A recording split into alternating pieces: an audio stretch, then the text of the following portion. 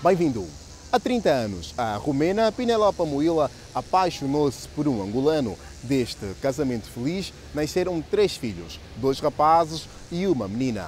Em 1989, o marido de Penelope decidiu voltar para Angola, sua terra natal, e foi assim que a nossa convidada chegou ao nosso país. Está convidado a acompanhar mais detalhes desta história de amor por Angola.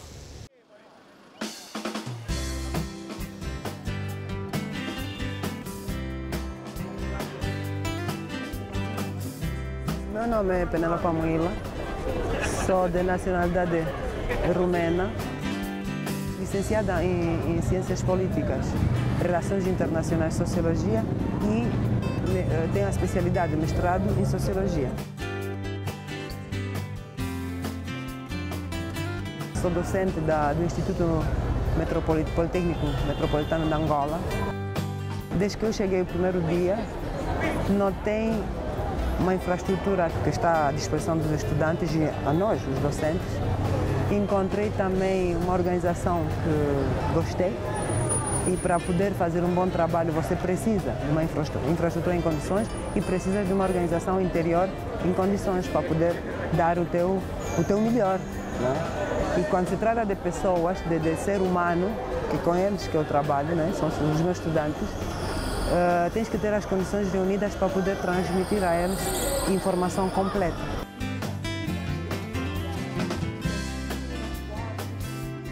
Tive sempre uma atividade ligada à educação. Sempre, sempre.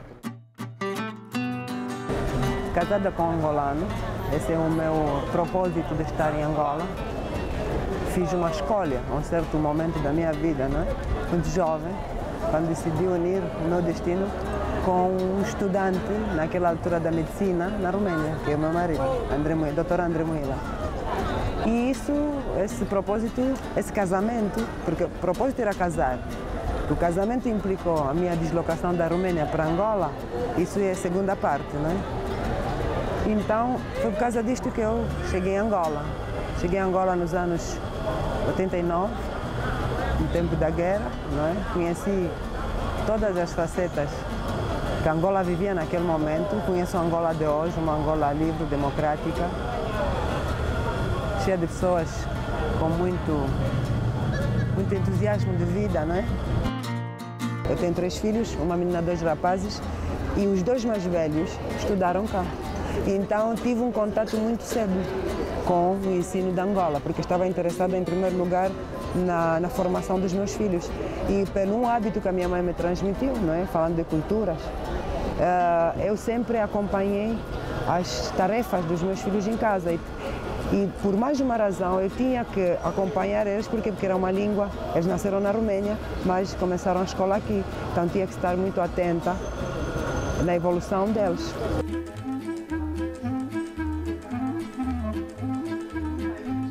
Sempre esteve ligada à educação. Sobre uma forma ou outra, eu sempre esteve ligada à educação. Comecei, por exemplo, muito jovem. Na Romênia era um país socialista e ninguém podia ficar sem trabalhar, todo mundo tinha que trabalhar.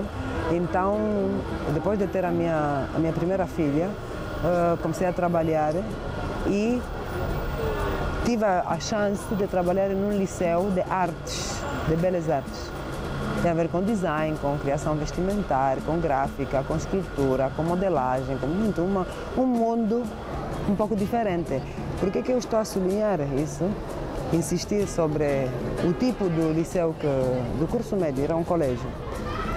Porque as pessoas que estão lá dentro são pessoas com uma visão diferente. E eu estava vivendo naquela altura numa sociedade muito limitada. E era muito marginalizada por causa da minha relação com o africano. E também era muito marginalizada pelo facto de eu fazer um filho mulato, que aquela sociedade considerava ela uma negra, não é? Então, o povo romeno naquela altura não tinha cultura, como o povo de Portugal, como a França, e não foram colonos. Então, não sendo colonos, não tinha cultura, educação nesse sentido de povos africanos. Então, tinha ideias muito fixas, muito limitadas sobre o que significa um africano, o que significa a África em geral. Comecei como secretária normal, depois cheguei secretária-chefe daquele liceu, então sempre lidei. Depois, até poucos anos, fui também diretor de estudos de um liceu privado na Roménia. Depois também trabalhei na embaixada, no birô da Embaixada de Angola, na Roménia. A embaixada-mãe naquela zona era em Sérvia, em Belgrado. Mas eu abri o escritório da Roménia, porque conseguimos ter 10 bolsas, não é? nessa cooperação para Angola, e os angolanos podem ir lá estudar. Então criou-se uma comunidade. Naquela altura eu deixei uma comunidade de 80 angolanos naquele momento, então sempre estava a orientar-los, sempre estava a conciliar, sempre estava no meio da educação. E vim para Angola, comecei a lecionar. Primeira minha cadeira foi de Tratados Internacionais, ligado à minha licenciatura. Hoje estamos em 2014, estou na Metropolitana e estou a dar Sociologia, que é a minha especialidade e que eu gosto, adoro.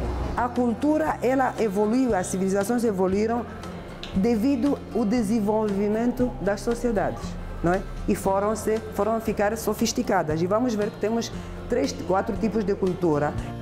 Ver os meus estudantes, eu não gosto de dizer alunos, porque eles são estudantes, é uma categoria superior ao aluno. E os meus estudantes, les vejo como mais C.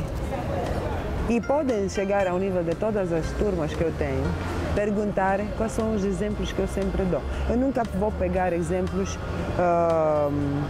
das outras pessoas.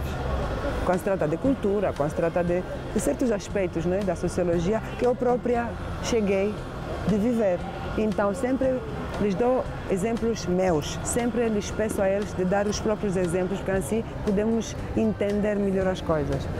E sempre lhes trato como os meus filhos, porque eu sempre penso, se eu tratar mal um deles, alguém lá, por exemplo, eles não estão por enquanto cá, um está a estudar, um dos meus filhos está a estudar fora do país e alguém lá talvez pode maltratar, não sei.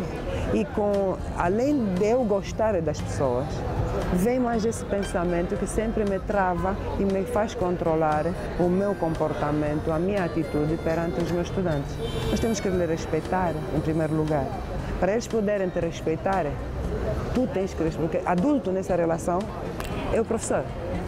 Então, para eles me respeitarem, eu tenho que lhes respeitar em primeiro lugar. E lhes considerar, ver as fraquezas, porque um filho, um ser humano, em geral, tem fraqueza, tem pontos fortes, pontos fracos. E um professor tem que ver esses aspectos e desenvolver a parte que ele acha que pode ajudar no percurso da vida daquele estudante.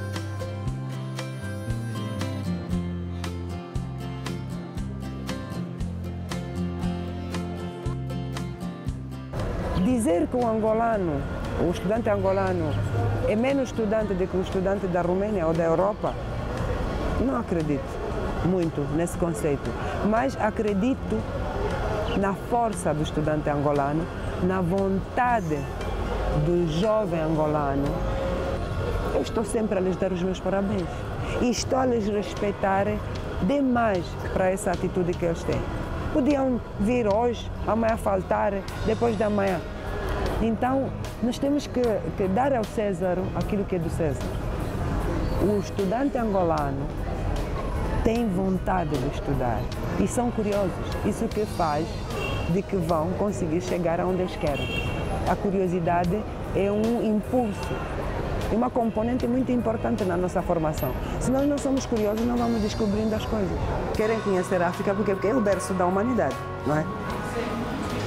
Então, nós estamos num país cheio de cultura, cheio de manifestação de cultura. Nós não vamos falar só da cultura africana ou só da cultura angolana. Nós vamos primeiro fazer os primeiros passos, uma vista geral sobre a cultura em geral.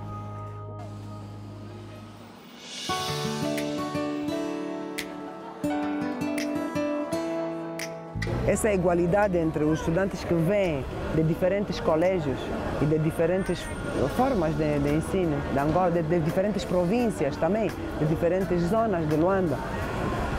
Com certeza que há uma certa igualdade, porque o programa escolar é a mesma. Agora, cabe também a nós, cada um de nós, que seja aluno, que seja estudante, que seja professor, que seja licenciado, mestrado, doutorando, cada um de nós, a nos formar. Nós temos que ter também um pouco autodidatos, não é? A minha filha estudou em Angola, em Cabinda, com a lata, andava com uma lata de leite. É uma realidade que a Angola conheceu. E eu saía de uma realidade que não tinha nada a ver com isto, mas isso não impediu a minha filha ser a primeira aluna naquele ano naquela instituição de ensino. Não impediu.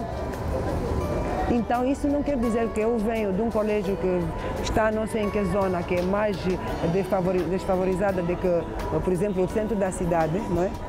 E que eu não posso ter os mesmos conhecimentos com alguém que estuda num colégio bem caro, que está no meio da cidade. Não tem nada a ver. Tem a ver conosco, tem a ver com a nossa família, com o que a nossa família nos incentiva a fazer e com a propósito de vontade. O angolano tem vontade de estudar, é curioso, ele precisa, tem fome de conhecimento. Eles são curiosos, isso que é o mais importante.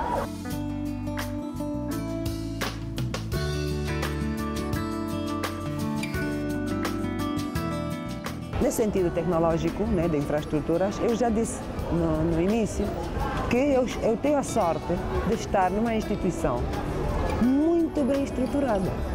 Tem laboratório, tem sala de aulas em condições, tem uma biblioteca muito grande, tem a própria infraestrutura, ainda estão a desenvolver, ainda estão a pensar em outras especialidades.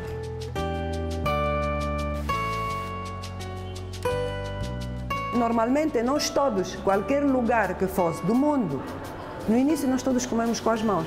Da forma que eu disse, nós todos nascemos analfabetos e depende de nós e do nosso meio cultural, econômico, político, como é que nós vamos evoluir. E há muita gente, talvez, que dizem que não. Eu tenho estudantes, por exemplo, que são um pouco, como é que eu vou dizer, reticentes, reservados. Não, Angola deveria estar assim, assim, não. Eu sempre lhes dou um exemplo. Exemplo da Segunda Guerra Mundial, que demorou 8 anos. Ainda há vestígios espirituais, emocionais. As pessoas ainda não superaram, tendo em conta o Holocausto, o trauma que eles levaram, sobretudo sobre os judeus, não é? O povo judeu. Até hoje eles não conseguem superar. Então, nós temos que dar tempo. Angola está a mexer de tanta forma que as pessoas só vejam a rua dele, que não sei o que não tem, o que falta. Não, não podemos pensar assim.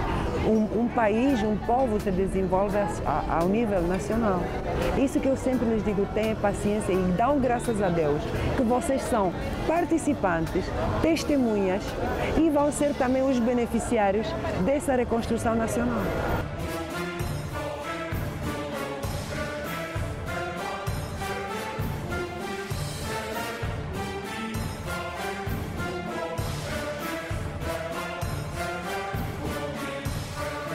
Então, um país, para poder se diferenciar de outros países e passar de uma forma para outra, de um estado a outro estadio, tem que se formar. Todo mundo tem que investir, todo mundo tem que apostar na formação.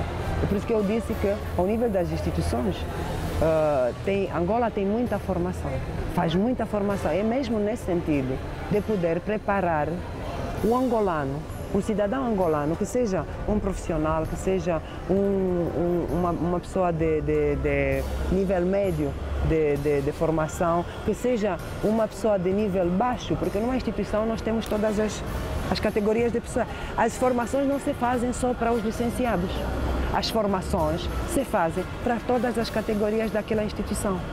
Fazendo-se para todas as categorias daquela instituição, é para poder lhes ajudar a acompanhar a evolução e a tecnologia. Porque quando há mudanças numa sociedade, a mudança não se faz só ao nível superior. A mudança às vezes começa ao nível inferior e vai crescendo. Ou começa de uma vez em todas as áreas, mas por cada área, por cada categoria da forma dela específica. Então, Angola dentro de 10 anos. Eu sou muito optimista. Eu não permito, não é porque estou agora com vocês, não é, a fazer esse programa. Eu tenho amigos, os meus estudantes que estão na Romênia, angolanos, podem certificar isto. Os meus amigos, a minha família sabe que eu não permito a ninguém a criticar Angola. Por uma razão de não conhecer, ir procurar a saber em profundidade, para poder entender, porque em primeiro lugar é uma cultura diferente da minha, por exemplo. Então eu tenho que entender por que isso se passa. Não posso vir aqui julgar, que assim, não, tenho que entender. Em função disto, Angola dentro de 10 anos, e eu, como disse, não permito a ninguém julgar,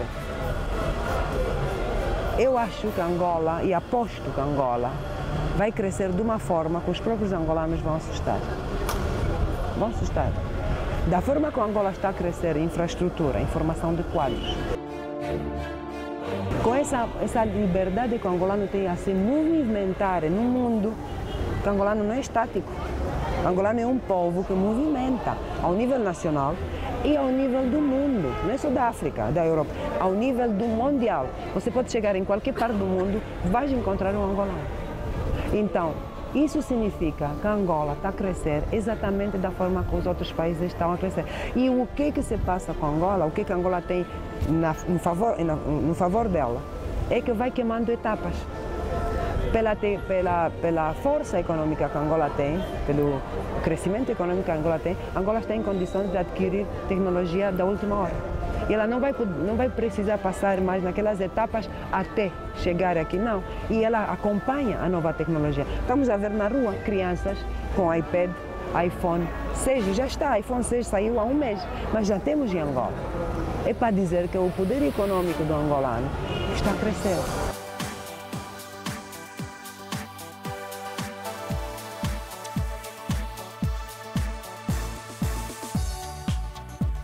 O povo angolano é um povo muito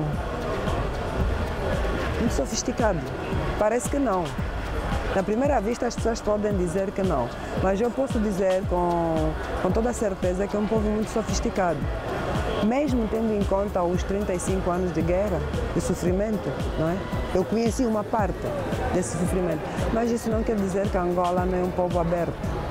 Nós durante a guerra, eu cheguei aqui durante a guerra, encontrei um país com certos problemas de infraestrutura, de muitos aspectos, aliás, vocês devem saber melhor do que eu. Mas, um grande mais, eu criei as amizades pela minha vida inteira aqui. E são amizades há 34 anos. Havia uns que nós começamos as amizades na Romênia, no momento que eles eram estudantes, eu também era estudante. Então, essa amizade chegou até nos dias de hoje. Angolano, não é pela cultura, acho que é pela genética, pela bagagem genética que ele traz nesse mundo. Ele é uma pessoa alegre, é uma pessoa aberta, sabe conviver e gosta da vida. O que acho eu é uma opinião pessoal. Se não tivesse essas qualidades, essas três qualidades, o angolano não podia superar o sofrimento que houve durante os 35 anos. A profundidade da Angola, o caráter das pessoas. É muito importante ver um povo dançar, é muito importante ver um povo manifestar-se de forma tão espontânea. Então, vai numa festa de angolano. Depois de 35 anos de convivência com meu marido e vivemos metade Angola, Romênia, não é? Certos aspectos são da cultura romena e a maior parte dos aspectos são da cultura angolana, que eu adotei com muita facilidade e a Angola também me adotou. E a alegria, a forma de se manifestar do angolano te mete à vontade, te dá força de vida que não se encontra em qualquer povo. Eu assumi Angola com todo o meu coração, com todas as minhas forças.